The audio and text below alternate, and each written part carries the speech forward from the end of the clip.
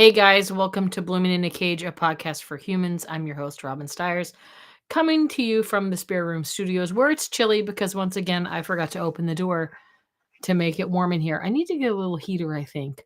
But I did find thanks to my husband, I can't take credit. My love found my very warm, fuzzy LL Bean slippers that my son got for me, I think last year for Christmas or maybe the year before. They're very fuzzy, they're very warm, and they do the job to keep your toesies cold here in the Northeast. And boy, has it been cold. Can you believe that Thanksgiving is next week? As you'll see, the skate behind us looks like Santa has come. Not yet, kids. You didn't miss it. You still got time to shop. But Thanksgiving is virtually like a week away, right? Tomorrow's Thursday, so we're looking at a week away from Christmas. Isn't that crazy town? Speaking of Christmas, if you have not packed an Operation Christmas Child shoebox, what's your problem? Excuse me. As you can see, I'm still fighting this cough and cold. But why you don't look at me trying to wipe the cough away, you can still drop off Operation Christmas Child shoebox. I will be at the drop off location for the rest of the week. And you can just search Operation Christmas Child and search your zip code and find where the nearest drop off location is to you. You still have time. 42 million children have received Christ because of this beautiful organization that not only drops off shoeboxes around the world and partners with other mission organizations and pastors, local pastors, and lifts local churches, but they also do work with veterans, work with victims of national disasters such as floods, earthquakes, all those sorts of things. They actually just were recently down in Jamaica and some of those places that just had recently had flooding. But Samaritan's Purse is a beautiful organization that I've got to be a part of for many, many years. And I love their partnership. And they actually have a beautiful place up in Alaska, a retreat for veterans and families of veterans. And I just love them so much. But Operation Christmas Child is a beautiful part that we're collecting this week all over the world. People just like me, I actually have my Operation Christmas Child beautiful Lands End fuzzy go-to fleece that I've been wearing for years now that they gave us. It's just as a thank you. They're a great organization. And you can actually build a box online. So you can go on and pay your shipping and track your box or build a box online and see where your box goes. Where in the world is your box? Like where in the world is Carmen Sandiego? I don't know if you ever watched that. Excuse me. I still have a tickle. Drinking a Diet Coke with lime that my friend Donna Raymond gave me. So thank you, Donna, for giving that to me. She gave me caffeine this afternoon as I was at the drop-off location. What a good friend. I'm so excited to have you here. I do want to do a few announcements before I bring our very special guest in tonight. Next week, I'm taking the week off. I just said to somebody, if you ask me to do anything next week, the answer is already no. Very busy week this week, and next week is Thanksgiving. And then my daughter and my son-in-law and her daughter are actually moving, and we're gonna be helping them move, and just a lot going on with the holiday. So I just decided to give myself a week off. But December is jam-packed with guests. Our friend Pastor Kim here is going to be on December 3rd. I'm excited to hear what God is put on her heart to share with you. I love Kim. She's a woman I met several years ago. She came and was a speaker at a women's conference that I was a part of. And I just kind of like instantly clicked with her and was like, you, my people, we're going to be friends. And I can see that. And then my friend Jeremy Stoner, who has written several books, is going to come on, but he actually is in full-time ministry. And I said to Jeremy, pray about it. Ask the Lord what he wants to talk about. And he came back to me the next day and said, the bride and the bridegroom. So I'm excited to hear what the Lord is showing Jeremy about the bride and the bridegroom and what we can glean from him. And then another returning guest, my friend Ben Paulhemus is going to be on December 17th. And then we'll get into the holidays. We'll be into Christmas, and I'll be taking a couple weeks off for the holidays to do nothing again, eat some candy and sit around and maybe cook some of the recipes from our guest that's going to be on here shortly. But I'm excited. Ben is a pastor in Indiana who specifically ministers to families of individuals who have special needs or some sort of a debilitating illness. And I just love Ben. Ben and I have known each other our whole life, and Ben and his lovely bride, Jill, there. were caregivers to their son Kyle, who had MD for many, many years. I think Kyle was 21, 22 when he passed. And they just have a heart for people who are caring for someone who has a handicap of some sort, and or with individuals and finding their place within the body of Christ that God has for them. And I'm excited to hear about that new job that Ben just took, and what all that entails, and how we as the body can better minister to those that might have other needs that are not typical needs, and how we can support families who caregive. Many families, which I know Jill and him did, who care for someone that they love who has really demanding physical support, can be really draining, and they really need some support. And so I'm excited to have them on. And that's going to wrap up the month of December, because I'm going to take a couple weeks off, because it's going to be Christmas, folks, as I have back here. And I'm excited to welcome our guest in here. And if you're in the chat and you're here, please let me know. Hi, Grace. Hi, Chloe. If you're watching, hello, my husband. Yes, you are the best husband. I've already told you that. You know it. I didn't even, he didn't even pay me to say that. I said that of my own accord. I'm going to bring in my brother, Andrew Michael Gant. Welcome to the podcast. Even though you call me a nerd in the comments I see there. What a jerk. I can't not. I know. Affectionately, a love nickname. I've had many for you. Frog, which if you don't know, that's because Andrew used to sleep like a frog. He may still. I'll ask if his wife is in here. She can answer that question. If you still sleep like a frog. I don't believe I do. It would be funny to see if you did, though. That it would be. So for those that you don't know, Andrew Michael Gant here, even though we don't share the last name anymore, he is my baby brother. I know he doesn't look much like my baby brother because I'm so young and vivacious, and he's now old. You're not quite 40 yet, right? Not quite. I've still got a couple more months. You're knocking on the door, though, right? Yeah, running hard from it. That's crazy to me. How can that be possible? I'm 29.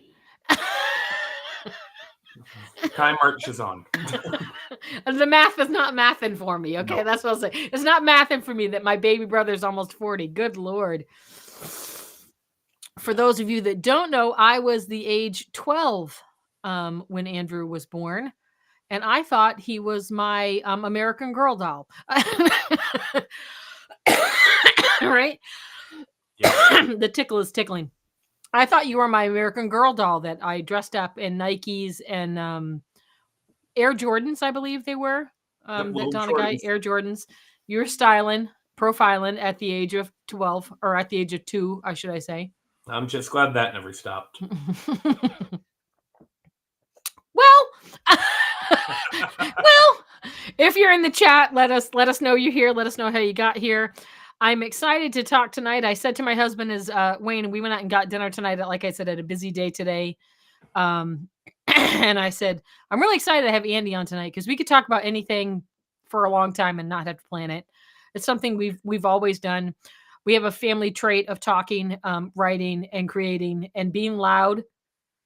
Something that some people hide away from for Thanksgiving. Our family tends to be, my mother walks around going, good Lord, you guys are loud. Yeah, pretty much. Pretty much. pretty much. That pretty much covers it. You know what? It's funny. I always feel the worst at family dinners when we're all together. Not that happens much anymore. But I always feel bad for Hannah and Becky and Wayne, who just, they find their own corner, because when you get 5 of us in a room together, the conversation is done. My son, just Noah, your nephew, him. You've met him before. Twice. He just got engaged this week. We're really excited for him this last weekend, and we were saying behind his, in a good way, behind his fiance's back. Sorry, Hannah. They're out to dinner. They're not watching. Is like, ooh, I can't wait for her to go to her first big family. She has been to a few families. I think she was there for 4th of July. They've been dating for over a year, and I think she did come to some Christmas, but I don't think she's quite experienced the full spectrum of a Gant event. I was thinking actually of one of my favorite, we're going to get into, my brother Andy just wrote a book. If you want to know why we're here tonight, he just wrote a book, Reflection, the Christmas Table, Reflections and Recipes for the Advent Season. Did I get it right? Yep, you got it right. Oh, I didn't even have to look. But I was thinking about one of my favorite family Christmas memories that I have of an in-law would Mm. be our nephew Dylan, who came to his first Christmas with Hannah. And were they just engaged? I don't know if they I were engaged or just his first marriage. I'm not sure. We like our house isn't Yeah. a spinning revolving door when it comes to people. So, and I was thinking the first time he came to mom and dad's for Christmas, we were 30. We were probably what 26 at that time, not quite as Yeah. big as we are now. Jamming in my parents' house, and if you've never been to my parents' house, my mom and dad heat with primarily with wood, and my husband would say in the most delicate weights is usually hot enough to breed sheep in there. Yeah. And Dylan wore a Christmas sweater and he looked so handsome. And it lasted about 12 minutes before before all of us crammed into mom's living room and dad's living room, sitting on coffee tables on the floor and on top of each other. Yeah, mom keeps the house warm, but when you put all of us in there together, plus a stove cooking, it gets hot. It gets quick. warm. Yep, we all Sure. know. We come in true New England style in short sleeves and slippers and Yeah, and he came in and looked at all of us and we're like, I think several people were like, dude, you big mistake, huge you mistake. made a grave error.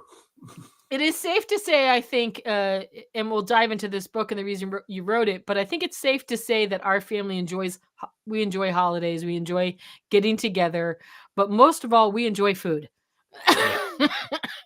Well, it's funny. I did an interview earlier, and everyone's always surprised to find out that I'm not the only chef in the family.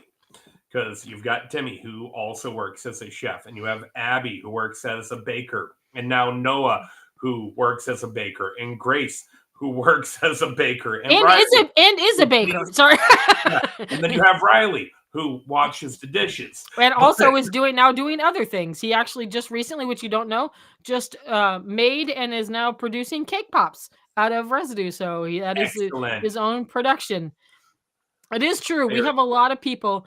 We actually kind of have a joke that all of us are in food service. Brian just delivers the bread of life because I also run our food pantry. So I'm also in food service.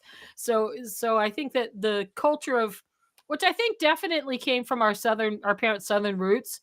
People in New England don't typically feast the way people in the South do. Would you say that's a... Oh, no, without a doubt, they don't. Hey, Dad's calling us nerds, both of us. Hey, you're too old to use those kind of terms, Dad, okay? Yeah. It sounds weird. No, without a doubt. And, it's funny. People ask me, when did you start cooking? And I have to go through the history in between Nana teaching me that anything you can get at a restaurant, you can make better at home. The countless holidays cooking with Margaret. Yep. And then going and visiting Aunt Helen for a hamburger or fried apples over ice cream. Yeah. With the cigarette hanging out of her mouth with Ray Stevens playing in the background. But even because they're talking today, like even our mom is like, we didn't go out to eat much.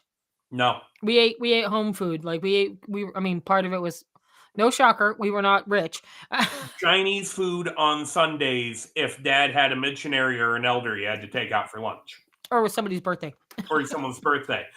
No, thinking about food and moments essentially being integral to our Southern roots.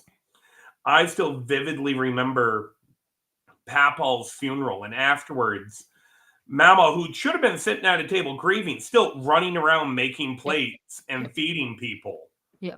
What I totally didn't get then, but now I'm like, oh, I get it now. I get it now. Well, there's a recipe which is not included in your book. We'll get into some of those, but there's one that is a Southern recipe. It's called funeral potatoes.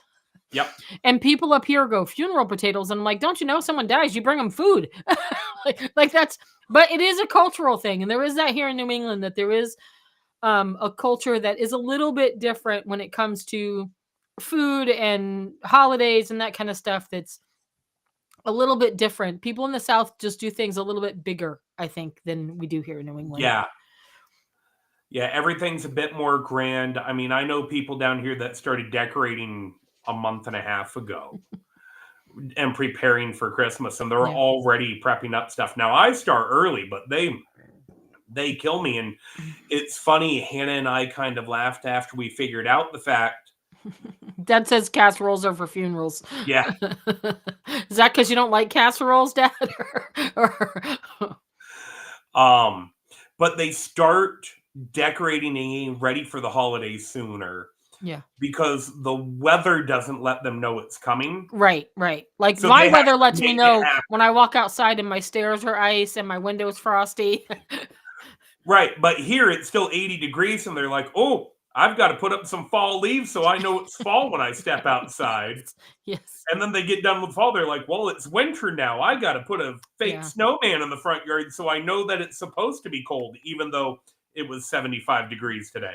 So you wrote this book, which is a collection of Advent, really devotions. Is that how you would say it? Or I mean, you use the word reflections, but yeah, I mean, really, they're devotionals. It's written to be a Christmas devotional that you can take through the month of December. There's 25 devotionals, so it can bring you from December 1st straight through to Christmas. And on the end of each devotional, I've tagged a family recipe along with a memory that is attached to it. Karen says she loves the temperatures. She's not in New England anymore. She doesn't miss it. And I love that. I actually, truth be told, I got the copy of Andy's book and I instantly went to all the recipes. And the reason I say that is because, and this is something I think I was thinking about, like a lot of I just said today to our nephew Gunnar as he was helping me put some jelly away. I was like, when my mom dies, I'm never eating jelly again.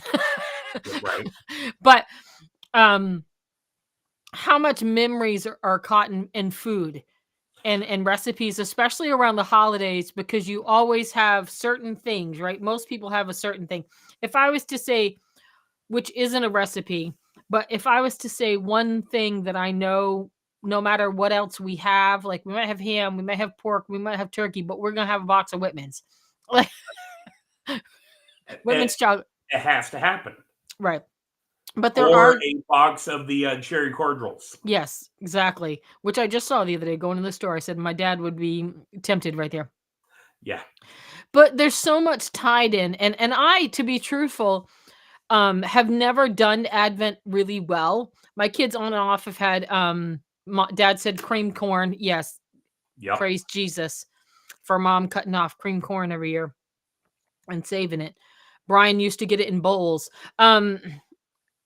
But I think that this is a great way to dive in. And I think kind of what I feel like Advent does, and the book that you've written is great that way, is it helps us to keep the center of what Christmas is really about. I don't know if my husband's still watching. He may be doing homework, but he doesn't really like Christmas. And what he doesn't like about Christmas is the commercialism. Right.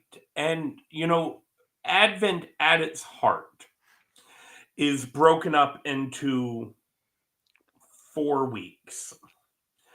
And the first 2 weeks look at the prophecies and the stories leading up to Christ. The third week focuses on his birth in the Gospels. And the last week actually focuses on the book of Revelation and his second coming. The whole point of Advent is to prepare yourself for Christ coming. Right. In every form to help get you ready for the season. Yeah.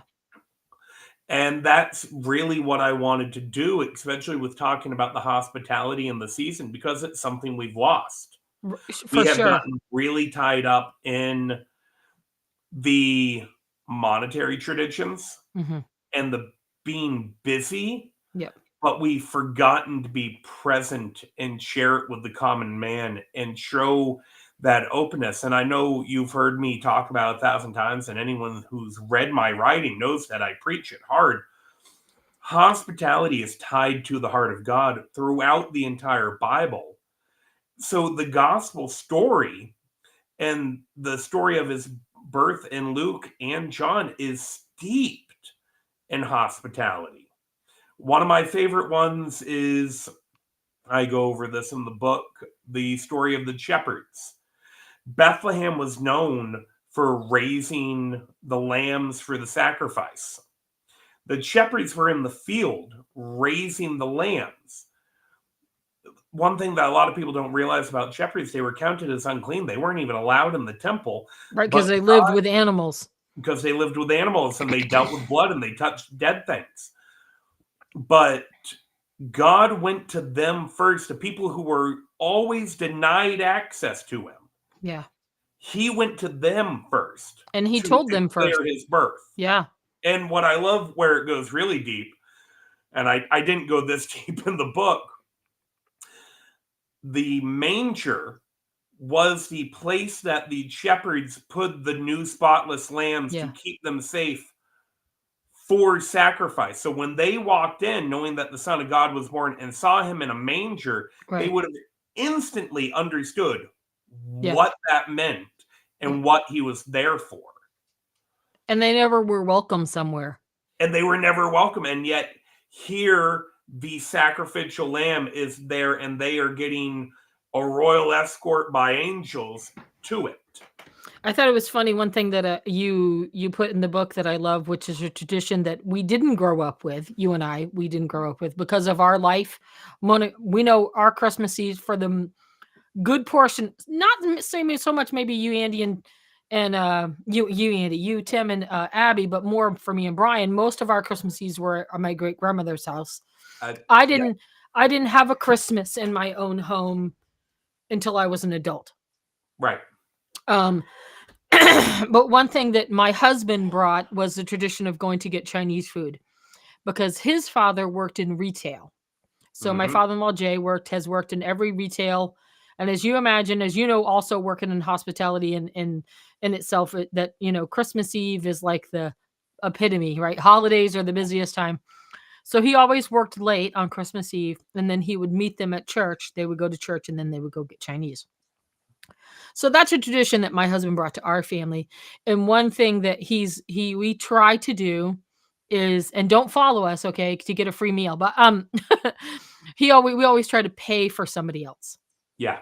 And we really did it. We started it when our children were very small, to just say that, like, Christmas nationally has always been a holiday, and I think that's why a lot of people shy away from it, has been about me. And what I can get. And I think to extend hospitality during a season that some people are not feeling it, a lot of times when you see somebody out at a recipe or out at a restaurant on Christmas Eve, it may be because they don't have anywhere to go. Yeah. And so that's what we always kind of sit. And now my kids, when they were little, like, they would sit in the restaurant and like try to eyeball whose dinner we were going to pay for. And it became a game almost. Yeah. To like, let's see if we can find somebody. But I think it's a beautiful expression to extend hospitality to someone during a season that's very hard for a lot of people. Without a doubt. I know one tradition. So commenting, yes, I say there's 25 recipes, but really there's only 24, because the recipe for Christmas Eve is go out for Chinese, bring a friend, pay for someone's. But one tradition that Hannah and I started when the kids were little, and we still do it, and they know we're going to be working on it coming this week once they have their break from school. Every year before Christmas, because we were used to the table being at Agape where you could donate gifts. Our kids are told to go through their rooms, and any toys, clothes, books, anything like that you aren't using but is still in good use, it gets donated to someone who needs it. We know they're going to get gifts from mom, dad, Santa, grandma, grandpa, aunts, uncles, whatever. And we have a house that only has so much room, so you have to get rid of some stuff. But to teach them that lesson of, before you can or be willing to receive more, you have to give first. Right. First and foremost. And we've done that since Eliana was old enough to understand it, and we've carried it through with all 3 kids. Same. Dad says here Elder was a tower, and Bethel where the sacrificial lambs were bred. Yeah. And I think that some of the things I think that culturally is lost is that a lot of times in the Christmas season we kind of get focused on, and when I say ourselves, I mean our family, Mm-hmm. right? And I think that sometimes simple is actually more meaningful than big extravagant. Sometimes it's fun to get that, like, bike that you wanted, or like whatever it is, that magical vacation, whatever you're thinking about. If anybody's listening, tell Santa that's what I want, a 7-day vacation to Disney World. But really meaningful gifts. And one thing that my kids did that I loved, and I actually was thinking about the Christmas cookie recipe, which I've actually never made. Andy has a recipe for Christmas cookies. Was that one you came up with, or? So that one is actually based off of a cookie that a friend used to make me. And I worked with her boyfriend, and she would bring them to me at work because she knew I liked them. And I started making them, and then I added the mini M&Ms to just make them festive. Yep. But yeah, the oatmeal pecan chocolate chunk cookie it can't be beat. But one thing that my kids did years ago, and it was actually Grace's idea, shout out Grace if you're on here, and it kind of died, to be honest with you, when she moved out, because I don't know, I have selfish boys or something. I don't know. No, I'm just kidding. It was kind of her heart. Was we used to make a treat for all of our neighbors. Yep.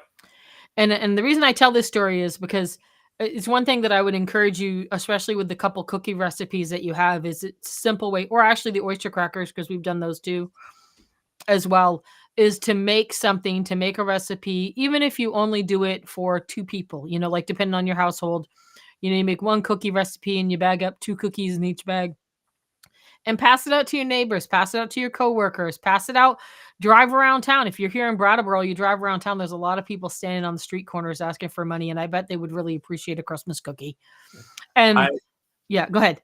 No, I was going to say, I actually tried. You'll notice as you go through the recipes in the book, they're all done up for at least 2 batches.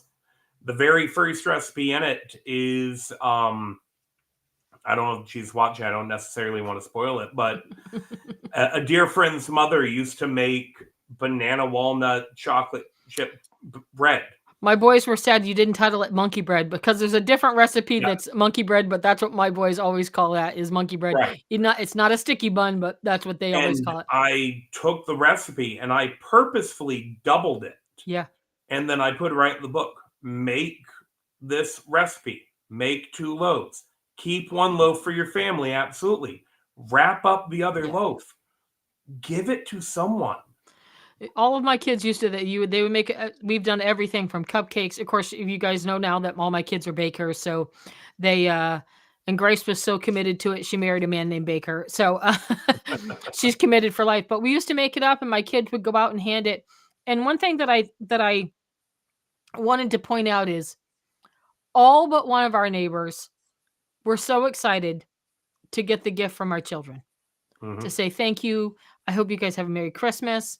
They've been given back chocolate from our neighbors and coffee and other treats, to say thank you. And one man told my children he didn't want anything, and he slammed the door. And and what I say that is, hospitality isn't always met with the warm and fuzzies. No, it's not, but that doesn't mean we don't show it. But that's what I told my kids is, I said, well, he really lost out. Yep. He lost out on your delicious cookies that you made, or the delicious oyster crackers that you mixed up, and I did appreciate, I will say, that a lot of your recipes are that kind of kid friendly, that are grandkid friendly, that you can do together as a family activity. And that's what we did. We would get in the kitchen one night and we just have an assembly line of bagging and, scraping. And my kids all know Wayne makes better cookies than me. So I am not the baker in our family. Most of mine come out of a box. Okay. They're pre-sliced. That's the love that I have. I would say the recipe that is probably the most dear to my heart in the whole book, for one specific reason, and you've already kind of touched on it, is Mama's chocolate eclair cake. Mm-hmm. It's far more of a pudding. It's super simple to make, but every Christmas Eve we were in Malmo's kitchen, me, Timmy, and Abby making that. Yep. Now, me and my kids are in my kitchen every Christmas Eve. Yep. And they won't let me forget. We'll go out for Chinese food. We now have the tradition where we go to the beach on Christmas Eve and just stand at the ocean. We'll get home. It'll be late, and one of them will look and be like, "No, we got to make chocolate eclair cake. We got to do it." It's funny because I just said to Noah, I was reading the recipes the other night when him and Hannah weren't here, and he said, "Ooh, chocolate eclair cake." He got very excited. He was like, "Yeah, boy, I forgot that existed." Yeah. But it is true. There is a lot of things that you should do with your family, and one thing I think the example of sharing with somebody, even if it's just one person, like we know everybody's economic statuses, even if, like you said, you make the recipe and you share one loaf of bread, but to continue to show others that there's room at the table for everybody. And one thing I think that culturally we grew up with, and I know that's not how everybody grew up, is kind of like we have family, but then we have chosen family. And sometimes we just had, my mom, I think, would say that we had the stray dog syndrome. Where we would bring home stray dogs. And what she means by that is someone who didn't have a home and needed a place to be for the holidays. And I think that that's the greatest expression. And that's kind of what I was thinking about when I was reading your book, was that there's room for everybody, but we're the ones who have to invite them to the table. Dad said his favorite is Mom's Chex Mix. We know, Dad. We already know. And it's going to be all the cashews in it. The one story that I wrote or the one devotion that I wrote that really opened my eyes and kind of revealed something where we all get caught in this lie is when talking about the innkeeper. The innkeeper has always been, from the dawn of time, or at least 2,000 years ago, when the story gets told, is painted as the bad guy. Right. About how he didn't have room and he put this poor pregnant lady in a barn. But when in all reality, the pregnant woman who was carrying the child of God, like he knew that. Like, yeah, how dare he? He didn't know, kids. But when you really look at it and break it down, he didn't just stick her in a barn. He gave her everything he could. Mm-hmm. He was a businessman. Right. All the rooms had been sold out for months. Yeah. It was a census. There is a huge influx in the city. And as someone who's worked at hotels, when you have no more room, you have no more room. And there's the no vacancy sign had been hung up in the window. As someone who worked at a hotel that looked at a presidential candidate and went, "We're full." We're full. Sorry. When we've had people pay, they've paid. Sorry. Yeah. But he gave her a safe, warm, dry place because that's all he could do. And how often do we get caught up in the lie of, well, I don't have a lot of time, so I can't do anything. Or I don't have a lot of money, so I can't do anything. Or I don't have this much room. I can't. You can do something. And if you do what you can, and make note, there is a big difference between doing what you can and doing the bare minimum. Yeah. But if you can do what you can, no matter how small, that is still a huge show of hospitality to someone else. I think the greatest story. Know, go ahead. No, they know that you're doing what you can. Yeah. And that speaks to the spirit every time. Well, it doesn't say the greatest example of doing what you can and giving what you can is the boy with the fishes and loaves. Yep. And I think it's the greatest act. That's what he had. He literally had his, I think the video I saw, his Lunchable. His mom had packed him his Lunchable. And, or maybe he did. Maybe he was one of those guys like, I'm going to eat. This is going to be a long day. And he gave what he had, and then he let God do what God can do with what he had, or the widow might, It's God does what he can only do with what we give. Right. And sometimes what you can give someone during the holiday season is not a shiny gift, not a big, Christmas ham. It's just a place to be. And it doesn't even necessarily have to be a physical place. I mean, the amount of people, and we get so busy at the holidays that you're rushing out of church and you Yeah. can't take those 3 minutes to say hi to the old lady that sits on the Right. front row that all of her kids and grandkids are living somewhere else and she has no one else to wish her a Merry Christmas Right. because you're too busy. Yep. No, slow down and show the real spirit of Christmas. And that's really what I wanted to get through in this book. And I tried to tie in every devotional of a practical way you can live out the small lesson. And they're not very long devotionals, they're Right. around 1,500 words. It's like a 5-minute read, if that. Yeah. But I try to end it with a practical movement that you can do that day, that week. Yeah. You don't have to wait for December to be almost over to start showing this. I was asked the other day how a pastor can work with his congregation to make sure that they are showing hospitality but not getting burnt out. And unfortunately, I had to give the answer that sadly I don't think a lot of people get is it's a marathon. You don't look up and go, okay, I'm going to start showing hospitality today. Right. No, you have to make it a culture. It's a heart change that you have to do. So I write it in the frame of Christmas, but I'm hoping that people will be able to carry it with them throughout the year. Mm-hmm.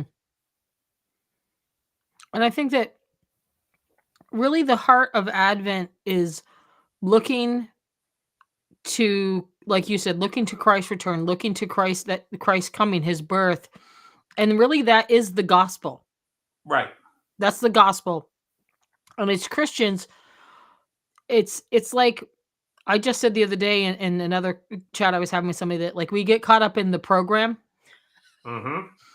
And it's like, especially at Christmas, there's a lot of programs that go on during Christmas. And I think that the program is not what brings salvation. No, The gospel being lived out as individuals, inviting other people. And I think the best example I have of that is a phrase that our mutual friend, Pastor Matt Worrell, says, "We're just beggars showing other beggars where the bread is." And Yep. I love that. I love that phrase because it really is, some people get upset and they're like, "We're not beggars, we're children." I'm like, forget it. You don't understand. You were once hungry and now you're not hungry anymore because you know where the bread is. And that's really hospitality in the sense is going to people that are, for whatever reason, are broken, are lonely, are in, just like you I think the example of the shepherds is the best. Destitute, outcast, and inviting them in to what Yeah. God is doing. I word it often. The church, and I'm going to put capital C, the church, all of us have forgotten that it's about the people, not the program. The church has forgotten that the people are their program. Right. Right. That nothing else matters. Yeah. But letting them know where to get the bread. I That's think the only thing that matters. the thing that I think it was Tommy Barnett who runs the Dream Center in California. Yeah. Giant ministry. They think about, like, I think I run our food pantry and we've been doing averaging 80, which is a lot for us. And they do 3,000 in a week. So like I'm drops in the buckets compared to what they do. But one of the stories that I loved about him is that he went and the ladies in his church had been having a Mother's Day tea fashion show every year where they would make stuff. And he went and said, "You're going to cancel everything that doesn't bring salvation. So if this program doesn't bring salvation, it's going to get canceled and never happen again." And of course, the ladies were upset. It was their favorite thing a year, to prance around and make beautiful gowns and stuff. And one person said, "Well, what if we go in and they had a bus Sunday school ministry that they had where they would pick up kids for Sunday school. What if we invite some of those moms to come and they could keep the dress and stuff?" And it turned to this tremendous ministry to outreach to moms. and the projects in LA where they were given a day to be pampered, get their hair done, get their nails done, and get a beautiful dress out of it. And these women get to have lunch and spend together. But it really is that a lot of times our programs are just that. They're the programs, and it's really important. And I'll use two examples that I can think of that I'm involved in is one, the Operation Christmas Child, right? People think it's really nice that this box, I've taken in a little over 500 boxes this week that have gotten packed and they're dollies. And one of them was see-through with a light up something in it. I don't know, someone's going to be very excited. Chloe was trying to get into the box because something's lighting up, and teddy bears and soccer balls. But that box is the gospel opportunity. Right. It's just a tool to get to the real nitty gritty of what the ministry is about. The toothbrushes and the soccer balls are kind of like the sprinkles on top of your ice cream. Right? Nobody wants to eat a bowl of sprinkles. You know, you just want the ice cream. And another one is our food ministry that we do every week. It's nice, but I don't know if this is going to come to shock to everybody. The food is just the tool that I get to use to find out what people need. And you think, well, they come there because they need food, but most often they need lots of other things in their life. Right. And the hospitality is the program that we use to find out what people need, whatever that looks like. And however that program is. And if the program is not finding out what people need and finding a way to meet that need, whether that's simply the gospel or it's food or clothing or whatever else that looks like, or a church community, then it's really not hospitality. It's really just for you. Yeah. No, I'm drawn back to Paul stated, imitate me as I imitate Christ. We are the picture of Christ for the world. Right. By showing hospitality, we're showing people that we care about them. If we are showing people we don't care about them, why would we expect them to think that Christ does? Ouch. It's true. Very simple. Yeah. And then we go, I wonder why numbers are down in church, and I wonder why the world, has this bad tainted view of us. Yeah. Because they are seeing us how we portray ourselves. So what you mean is during this holiday season, when many churches and many Christians will encounter people who are not normally there. Mm-hmm. Because there are people that are, there's an acronym for it. People who only visit church during the holidays, right? Easter, Christmas, Thanksgiving. I've always just referred to them as the good Catholics. Yeah, yeah, right. They hit all the major holidays. Actually, I did this naturally. This is not to blow me up. It's just, I'm just telling you, it wasn't something that I planned. I had a friend, a mutual friend of ours, I won't name, whose son had not been in church in many years because of some trauma that he had experienced, some life choices that he had made. Yeah. And he came, and when I saw him, I exclaimed, my dad said regular attendees. Yeah. I exclaimed his name, jumped up out of my seat, went over and gave him a hug and said, I'm so excited you're here. Oh my gosh, I'm so glad you're here. And his mom came to me crying later, and she said, thank you. He was so nervous coming today. He was so worried that someone would ask him why he hadn't been here in so long. Yep. And I said to her, shame on them. Because when you see somebody that maybe hasn't been in church in a long time, which happens at Christmas, it's a time that people get drawn back to their faith. You can't not, right? It's everywhere. Right. Even in this culture that's anti-Christ, it is a season that if it's in there and that seed is planted, you're drawn back. Our only attitude should be, I'm so glad to see you here. Right. Not why are you here or where have you been? Why haven't I seen you in a long time? Good to finally see you here. Nice to have you around, which we do. Even if we're being sarcastic, we say that. It should be, I'm so glad to see you here. Oh my gosh. It's so good to see you. That's in some way extending hospitality. If I understand it right. I mean, and I go over this multiple times on different writings and different times when I've spoken. The root word of hospitality and hospital have the same root meaning. All Yeah. hospitality is giving a place for healing and rest and safety, providing something someone needs. If they have been out of church for a while and you are, oh, glad you're finally here, where have you been? You're not giving them, and I hate to use this phrase, a safe space. They are not going to want to come back. I was just gonna say, can you imagine you go into the ER and you're in the I was just there recently with a family member. You're in the triage and they're like, "Wow, what brought you in today?" Right. You would get up and leave. You'd be like, "You know what? That thumb I just Yeah, cut off. I I'm don't fine. I don't need this. I don't need this." Right. And remember, we're the picture of the Son. Right. So what are we portraying Yeah. Christ's attitude as with that? Yeah. Not the warm and fuzzies.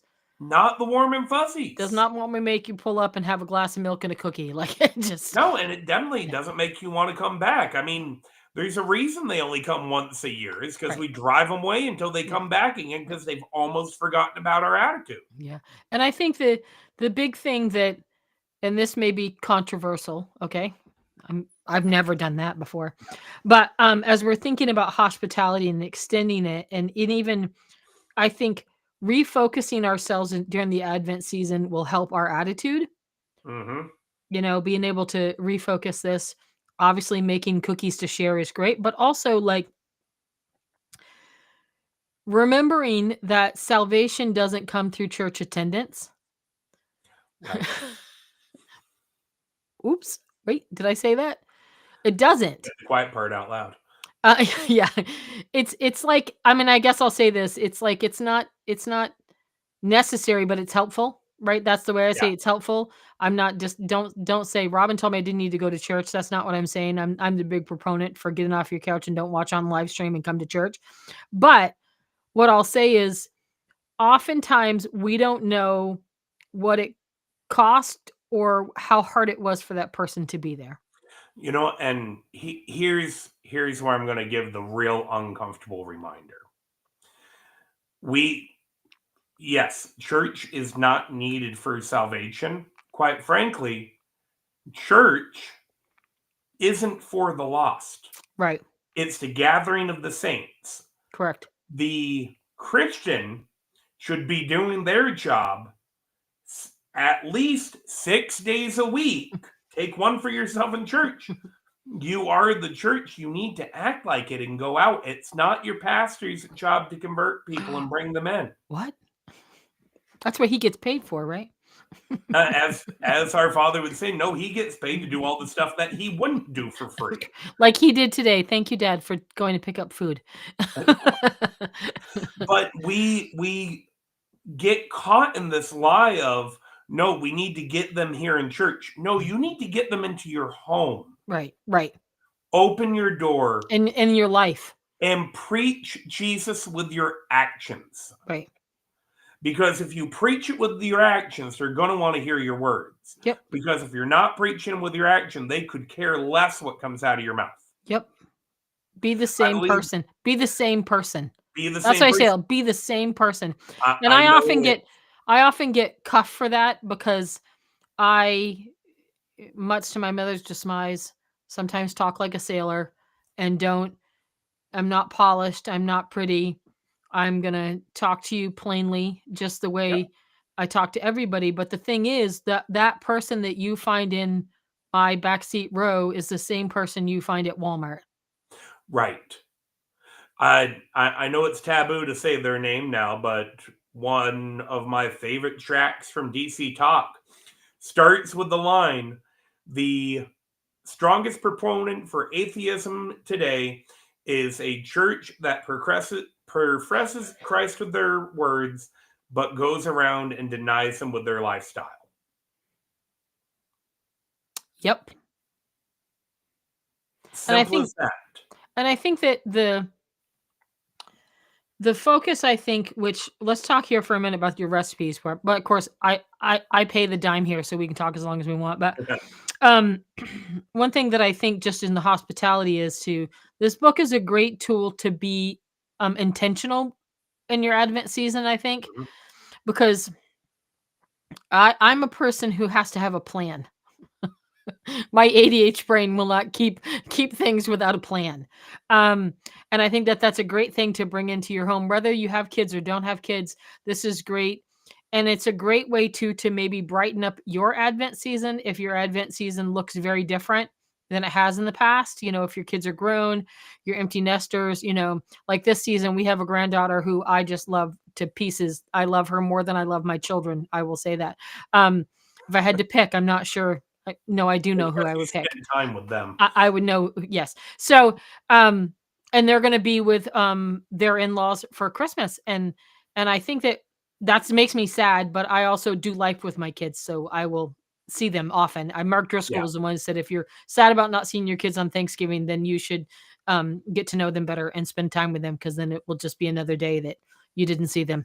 Um, Yeah. but I think this is a great way to be intentional during the Advent season and maybe perk up your Advent season if you're one of those person that kind of has the Christmas blues, um, it's a way that you can pick up and perk up your season. I was going to hit on some of my favorites. One is cherry yum yum. Let's just have a moment of peace. My Aunt Helen, I think you incorporated at least 2 of her recipes. Yeah, fudge Yeah. and cherry yum yum. Her fudge, I told my children they have to help me make it because you have to stir a lot to make that fudge. And I don't Right. think my carpal tunnel or my bad shoulder will let me do it.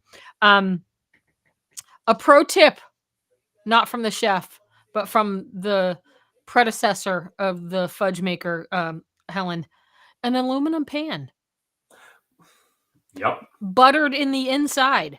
If you get this recipe, Aunt Helen's fudge, butter the aluminum pan. You'll thank me later. That's the best I've ever done it. And I've only ever made it once really good. And I gave it a bite to my dad. And dad closed his eyes and said, Helen. Yep. And cherry yum yum and chocolate eclair. Women in the South, they know how to make a recipe that you can make the day before. Right. That's And that's a killer thing. as a professional chef, any recipe that I can make a day or 2 before, that's a friend in my book. And honestly, they're better. These 2 recipes are better. In all honesty, both of those, especially the chocolate eclair cake, you have, and I stated in the recipe, you have to make it the day before. Yes. Because you cannot make it day of. No. It has to sit and soften.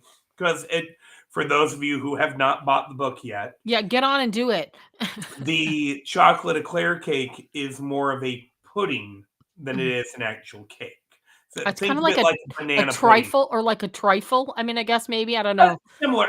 Yeah. I when I explain it to people, I tell them it's a chocolate cream banana pudding because Maybe that's kind of what like we also, understand down here. I guess I would say the cherry yum yum is more like a trifle because there's Yeah, the fruit in cherry it, yum yeah. yum's more like Yeah. a trifle, but Yeah. because the graham crackers have to soften to break Yeah. down, kind of like vanilla wafers do in the banana pudding, you have to make it the day before. That's my favorite.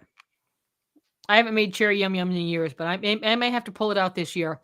The fudge, though, I have to have Noah and Riley. They have to get their baker arms, you know. They Yep. mix bread all day. My son's got some good forearms. He's got to get in there and because you got to really stir the crap out of it. It's a great one for kids because you got to stir it.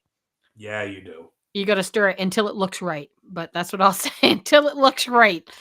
And I have fond memories of both of those. I mean, all of the recipes, but I have fond. I was thinking, Wayne said to say this, that he's still waiting for pork loin. If you haven't got the book, I will say my husband had a spiritual moment with the roasted pork loin. And I will say, was that not a recipe that you pulled out of your butt? That's the only one I'll say. Yeah. Yeah, you chefed it up. Dad says, I mean, he's gonna have to excuse us because we made him hungry. Now he's gonna go get something to eat. I'm sorry, did mom not make any cherry yum yum or chocolate eclair cake, Dad, tonight? Best pork loin ever. See, it is. So get Yeah, that if you don't do anything. It's a great one, and it's also a good one if you're not a turkey or ham lover. Yeah, the pomegranate blood orange pork loin, that was one that, and I was still a baby in the kitchen when I made that recipe. Oh, so good. Yeah, but that is a good one. Okay, so right in the last couple minutes, I'm gonna pick your chef brain Okay. if you're watching. What's your best tip for crispy skin on your turkey? Do the reverse sear. Okay. I thought you were gonna say So, mayonnaise. oh no, Mayonnaise. I thought you were gonna say nope, mayonnaise. don't. This is a new one that I picked up. Okay. It's called dry brining. Okay. You mix and follow me here. Okay. You mix equal parts of salt and baking soda. Okay. Okay. Add some herbs into it, chop it up, mix in the food processor. Heavily season your turkey with it. Do it the day before, let it sit in your fridge Salt uncovered. and baking soda. So, what that does is it draws all the moisture out of the skin of the turkey. Okay, so your turkey skin is crisp. So, your turkey So skin is kind of like crisp. a salt ham? Similar. Okay. So, yeah, it draws this moisture out of the skin. So, you get a very quick sear on it. Drizzle a little bit of oil on it before you put it in. Yep. You get a quick sear on the outside of the turkey. And then when you slow roast it, all the juice is locked in that turkey. Never skin heard that casing. one, but I may think of it. The best one I've ever had, I think that you made was mayonnaise. People don't knock it till you tried it. Yep. That Nope. was really Making good. crispy mayonnaise with butter is a good one. That works really well. But I am a firm believer of dry brining the I've bird. never heard of that, but I'm gonna dry brining. Interesting. What's your favorite go-to side? What's your favorite? I'm stuffing. That's I'm a team hard stuffing. one. I do like me a good stuffing. And I won't be shamed. I like the stuff that comes in a box. Don't shame me. Unless my Oh, sister makes it. Abby makes the best homemade stuffing. Even Wayne liked it. I know. I make a That's what I'll decent. say. That even Wayne, who hates stuffing, ate Abby's stuffing. I'm going to say, as far as traditional side, it's a hard toss up in between stuffing or Mao's broccoli casserole. What And I is will say also this: in the book. Um, are you a pickle plate? I am not a pickle plate. However, There are I was people going to that bring are. up as what could be a three-way tie on the sides. Okay. If I don't have deviled eggs at every holiday, Dad and said his actually, yeah, favorite I side agree is with that. Gravy. good gravy. I I don't need think to have that's a a good side, gravy. Dad. I think that's a condiment. Not the South. Gravy's a food group down here. Okay, okay. If your mashed potatoes don't look like a volcano going off, you're not doing it right. That is Wayne correct. doesn't like stuffing. I will eat the box stuff. I have no shame. I actually just made some Sunday. But he did eat Abby's homemade stuffing, which for those that know my husband, he hates stuffing, which means Yeah. it was really good. Um I am a happen to be a green bean casserole girl. I am a fan of green bean casserole. My only concern with those, at times, I don't like overcooked green beans. So don't use canned green beans, use fresh green beans. Yeah. Yeah. Got to use I the will fresh. say this, Henry, our brother-in-law Henry and my son Noah and our nephew Gabe are a fan of crispy onions. They'll Yes. just eat the onions, just straight Did out of the you can. know that French's, the people who make the crispy onions, make crispy jalapenos? Yes, I do, and my son eats them straight out of the bag. Oh, by the tub. Eats the whole bag, just eats them. I got them when I was like gonna use them for chicken and on breading chicken, and he just ate it. He just ate the whole bag. Well, we've taken up all of our time. To find your book, they can go on Amazon, correct? Correct. And just search up The Christmas Table, Andrew Gant, reflections and recipes for the Advent season. I will show you the book cover here so that if you don't know what it is, you can screenshot it and go and just ask Google and he'll find it for you because Google is a good assistant. And are you working on anything else? Yes, I have one book that is currently sitting with my editor, if I could ever get him to read it. Give him dirty looks. Give him dirty looks. It'll work. What is being called God's Kitchen Confidential, and it's a break down on the church using kitchen allegories. Okay. Awesome. Yeah. So it would be maybe a great outreach for anybody that's in food services to gift them too. Just thinking ahead. Yeah, no, without a doubt. It really, the kitchen industry has been something that has been romanticized, and everyone thinks they're an amateur chef because they watch a half an episode of The Bear. But really, it's breaking down theology and the church and the gifts of the Spirit through the lens of the kitchen. Just quick snapshot. I frame God as the owner, the visionary and owner of the restaurant. Okay. He's the one that came up with it, fronted it. Jesus is the executive chef, the one that takes the vision and is making it through. The Holy Spirit is the chef de cuisine, the guy that walks around the line whispering in the ear saying, you need to flip that steak now. And then the pastor as the sous chef. Interesting. One whose goal is to be like the executive chef. And I make it very clear in the book, and I've preached this a couple times. If you are a Christian, you are working at this restaurant. Right. You are a guest. And if you don't think you are, go to your local restaurant, eat there once a week for an entire month, and on week 4, ask for the employee discount. Yes. Yeah. So Dad says here he wants to know if fried pickles would go with Christmas dinner. I just had fried pickles tonight from Chris's dad. So yes, fried pickles can go with Christmas dinner. They're a great appetizer. Karen says she has 2 copies of your current book. Oh, Karen, if you bought them from Amazon, or even if you didn't buy it from Amazon, please go on Amazon and leave a review if you haven't already.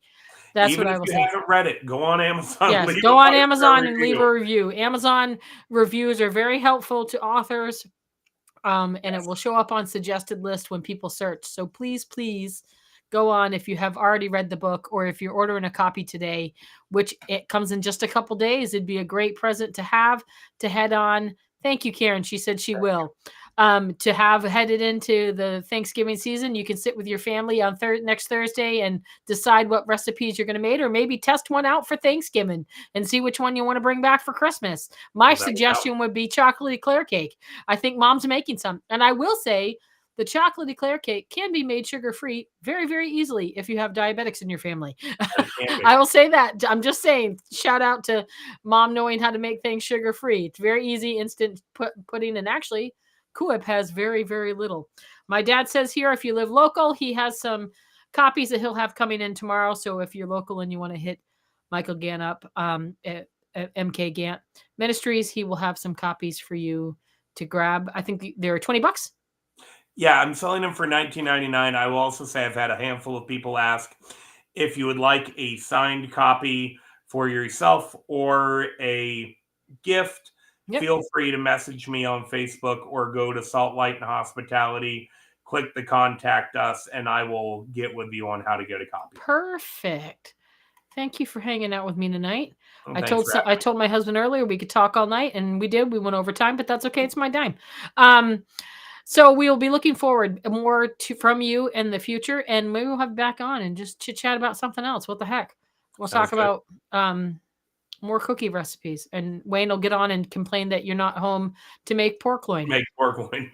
He's still champ. Let me tell you, that was life-changing, people. He loves me. We've been married for 30 years. He's never looked at me the way he looked at that pork loin. That's what I'll say. He's going to downstairs, going to kill me in a minute, but just kidding. I'm just going to sign off. You guys have a great night. Remember that God loves you and he has a wonderful plan for your life. And I'll see you in 2 weeks with my friend Kim, because I'm taking next week off. Don't ask me to come pick up food. Don't ask me to go anywhere. I'm staying home on the couch watching the Macy's Day Parade. All right. Bye.